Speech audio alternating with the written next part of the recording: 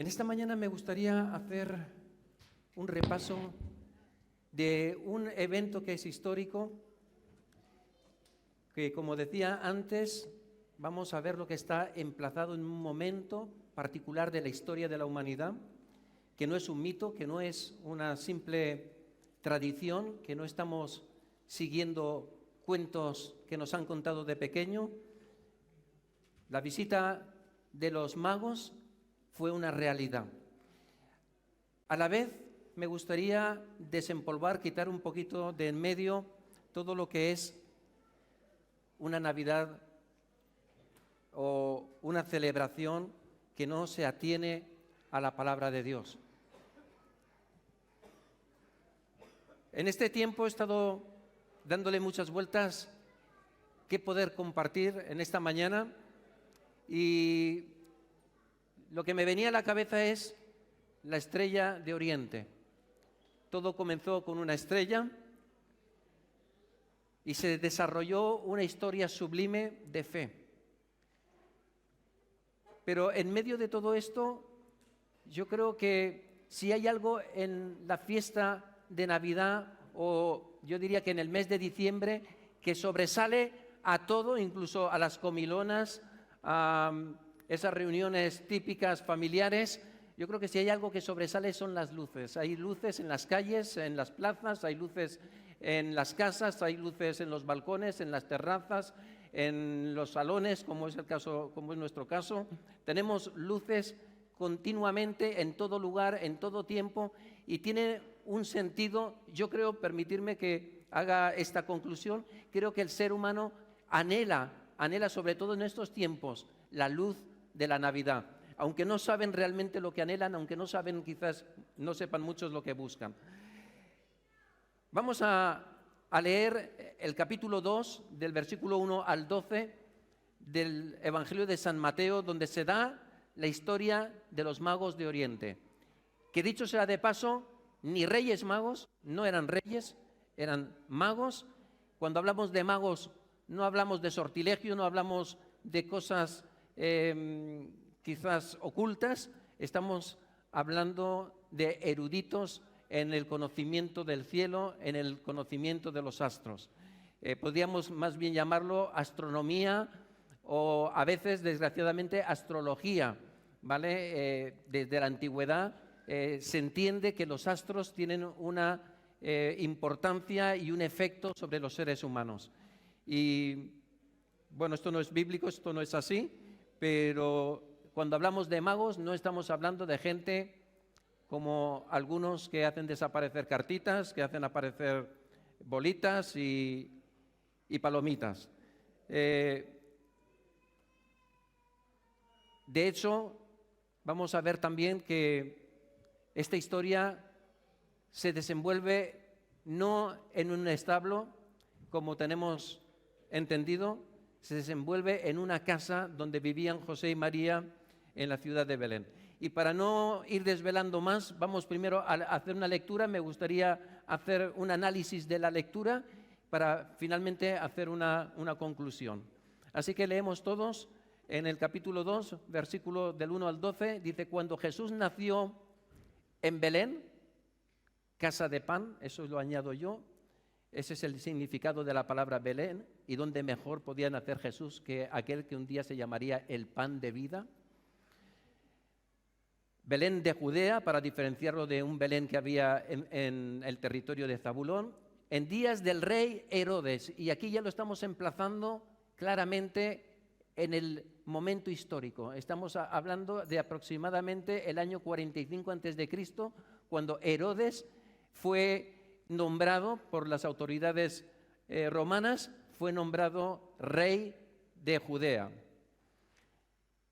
Y sigue diciendo el texto: vinieron del oriente a Jerusalén unos magos, diciendo, y yo me pregunto en esta mañana, antes de seguir leyendo, ¿cuántos de nosotros podemos decir que tenemos una estrella? ¿Cuántos podemos decir hay una luz especial que brilla en el cielo, en el punto tal, y es mía, está ahí por mí? Bueno, pues este es el caso de Jesús. Jesús tenía su propia estrella. Era su forma de darse a conocer al mundo, y de una forma muy particular Dios estaba empeñado en que aquellos magos, que lejos de ser unos paganos ignorantes, eran personas muy conocedoras del Antiguo Testamento. Así que diciendo, ¿dónde está el rey de los judíos que ha nacido? Porque su estrella hemos visto en el oriente, y venimos a adorarle. Oyendo esto, el rey Herodes se turbó, y toda Jerusalén se turbó con él. Y convocados todos los principales sacerdotes y los escribas del pueblo, les preguntó dónde había de nacer el Cristo. Ellos le dijeron: en Belén de Judea, porque así está escrito por el profeta: y tú, Belén, de la tierra de Judá, no eres la más pequeña entre los príncipes de Judá, porque de ti saldrá un guiador que apacentará a mi pueblo Israel. Esta es una profecía del profeta Miqueas. Entonces Herodes, llamando en secreto a los magos, indagó de ellos diligentemente el tiempo de la aparición de la estrella. Y enviándolos a Belén, dijo: id allá y averiguad con mucha diligencia acerca del niño, y cuando le halléis, hacédmelo saber para que yo también vaya y le adore. Versículo 9. Ellos, habiendo oído al rey, se fueron. Y he aquí, mucha atención, porque en la estrella no les estuvo guiando, esta maravillosa estrella de Oriente, no los estuvo guiando durante el camino. De hecho, si los hubiera estado guiando durante el camino, no hubieran ido a parar a Jerusalén, sino directamente a Belén. Así que la estrella hizo aparición allí en el Oriente, y de repente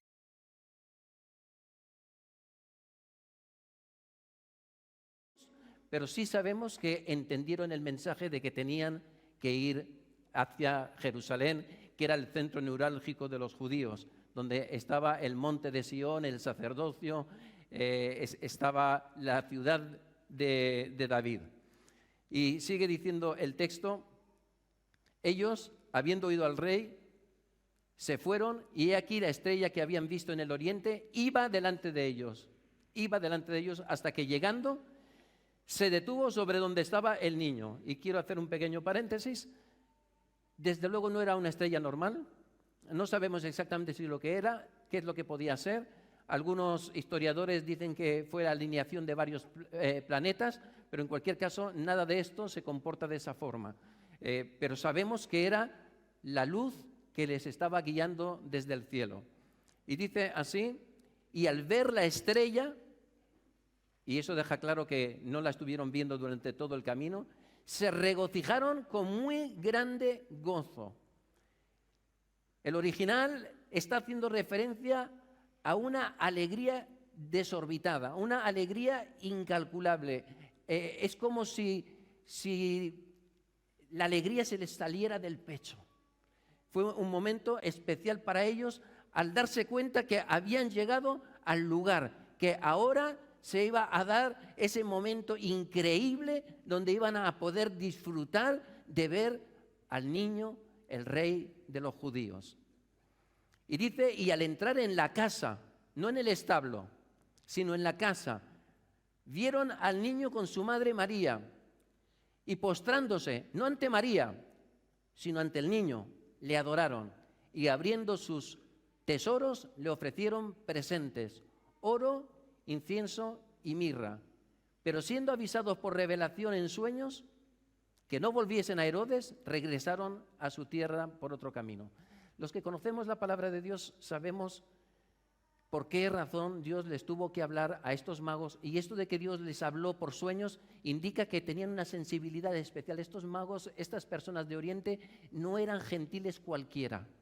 Eran gente que Dios estaba empeñado en que pudieran conocer al Rey de Reyes y al Señor de Señores.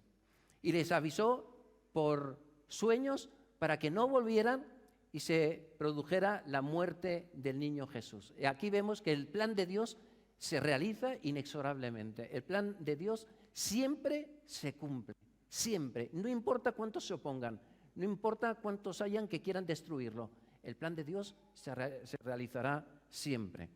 Así que dice: pero siendo avisados por revelación en sueños, que no volviesen a Jerusalén, regresaron a su tierra por otro camino. Y yo me pregunto cómo regresarían después de haber visto al Rey de Reyes. ¿Cómo regresarían? Pero hay cosas que a mí me han hecho mucho que pensar, ¿no? En primer lugar, ¿por qué unas personas que aparentemente eran personas que no tenían nada que ver con el pueblo judío, que aparentemente eran unos simples gentiles, paganos, ¿por qué razón se tomarían la molestia de caminar varios cientos de kilómetros para ir a ver al rey de los judíos? Y de hecho así lo manifiesta, el rey de los judíos. Si tú quieres ir a Sagunto y no tienes vehículo, no tienes medio de transporte, como antiguamente, para ir a Sagunto vas a hacer 4 kilómetros de ida y 4 de vuelta. Y cualquiera de nosotros podría hacerlo. Cualquiera de nosotros, un poquito más rápido unos, un poquito más lento otros, pero cualquiera podría hacerlo si tuviera una razón de peso para ir hasta Sagunto. Ahora, si lo que tienes que hacer es ir a Valencia, vas a hacer 25 kilómetros de ida y 25 de vuelta. Es decir, que tienes que tener una razón de cierto peso para emprender ese viaje que te va a costar. Lo vas a hacer en un día, pero te va a costar horas, cansancio, dolores, sobre todo al día siguiente, extraordinarios. Pero tienes que tener una razón ya muy seria. Pero yo me pregunto, ¿qué razón tienes que tener para ser capaz de ir con 3 camellos, con oro, incienso y mirra cargados, y hacer un viaje que costaría varios meses? Un camino polvoriento, un camino realmente incómodo, un camino duro, un camino lleno de peligros. ¿Por qué estas personas, que por cierto no necesariamente eran 3, no se sabe cuántos eran, sabemos que entregaron 3 regalos, pero no sabemos el número de aquellos magos de Oriente o de aquellos sabios, como dicen de hecho muchas traducciones? Entonces, la pregunta es, ¿por qué emprenderían, por qué harían semejante viaje, por qué se empeñarían en ir hasta Jerusalén? Todos sabemos que en el año 586 se produjo el exilio del pueblo judío y fueron hasta Babilonia. Y muchos, después de que el rey Ciro diera la posibilidad de volverse a Jerusalén, muchos se quedaron ya en las tierras y formaron comunidades judías, formaron comunidades de personas que seguían el judaísmo, seguían sus ritos, seguían sus leyes, seguían todo lo que eran los sacrificios, lo seguían haciendo. Y pensamos, o muchos historiadores piensan, que el origen de estos magos de Oriente era precisamente un lugar de Babilonia o algún otro lugar de Persia cercano. Entonces, la única razón que podríamos, yo creo que de alguna forma concluir, es que estos magos de Oriente entendieron el mensaje de Cristo y lo entendieron porque tenían a judíos en medio de sus tierras.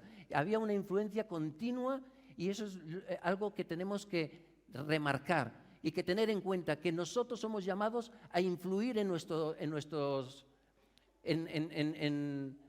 nación, en nuestro país, en nuestra ciudad, en nuestro pueblo, donde nos encontremos. El pueblo de Dios debe de ser una luz como lo fue la luz de la estrella de Oriente.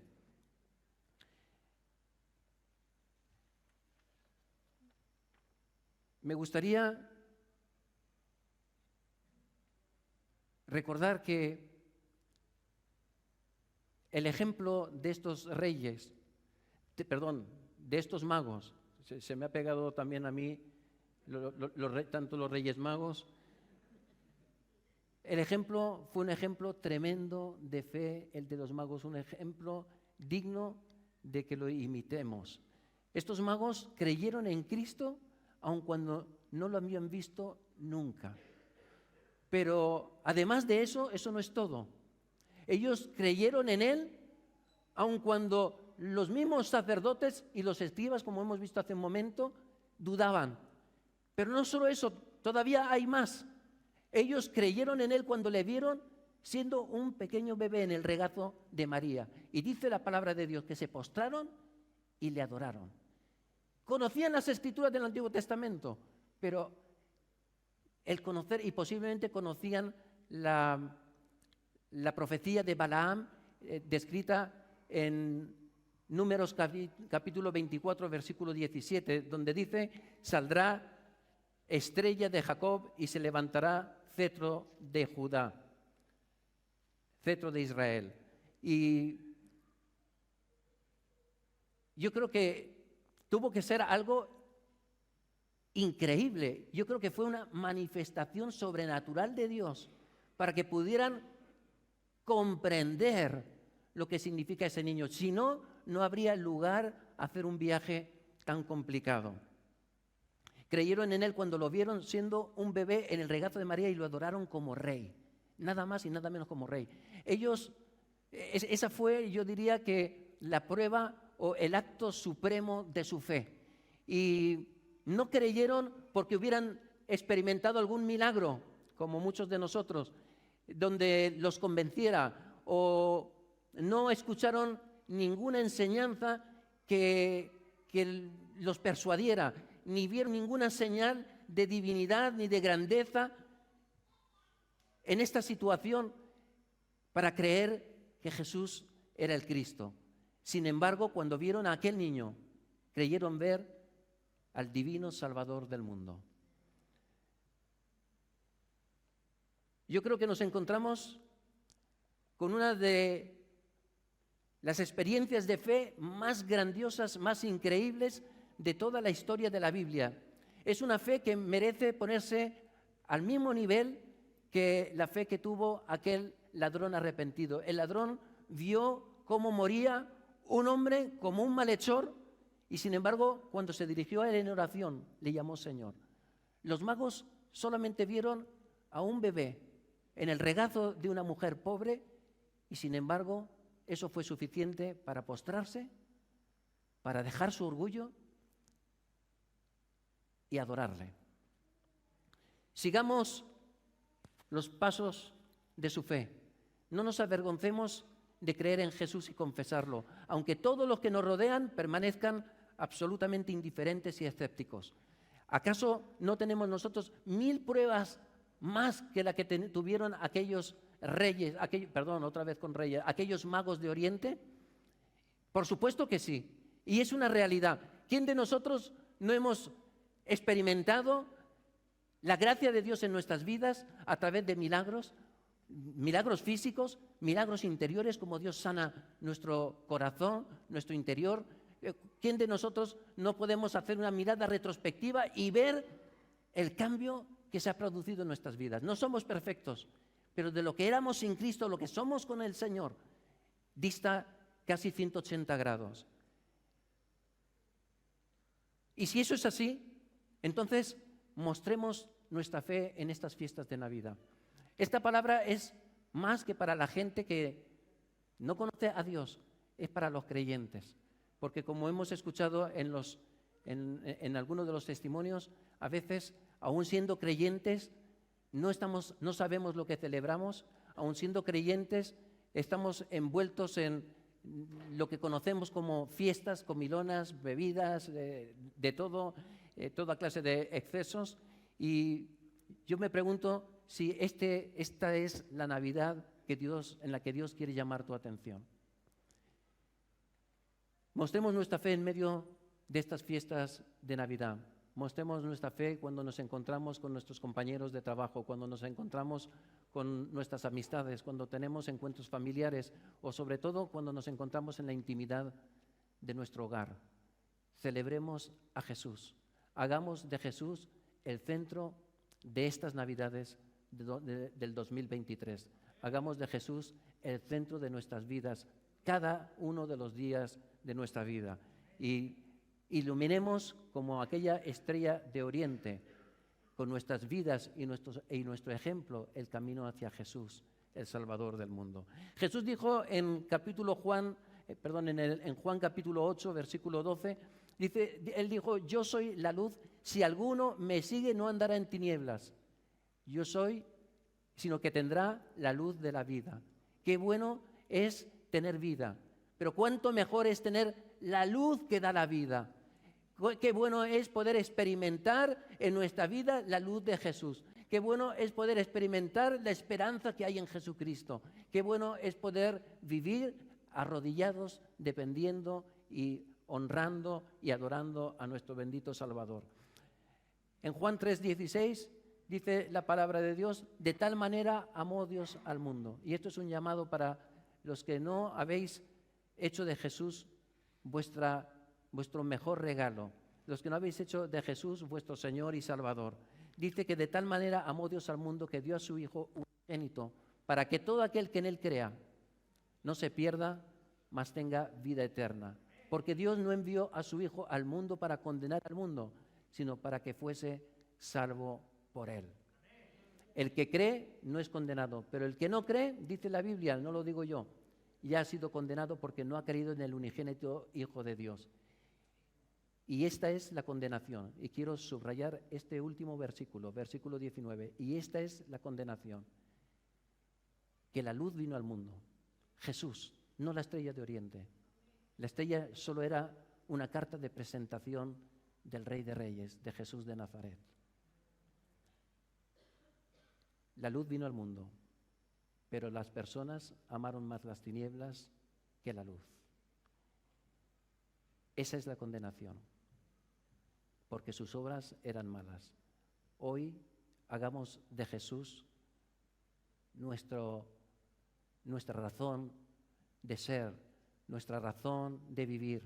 Hoy hagamos de Jesús, aprovechemos estas fiestas para que todas nuestras familias sepan y vean en nosotros la luz como iluminó la estrella de Oriente a aquellos magos. Que podamos ser como la estrella de Oriente, que guiemos a la gente a los pies de Jesucristo. Que nuestras vidas sean vidas de ejemplo, en medio de las comilonas, en medio a lo mejor de borracheras, iluminemos, seamos luces, luces para el mundo. Que Dios os bendiga.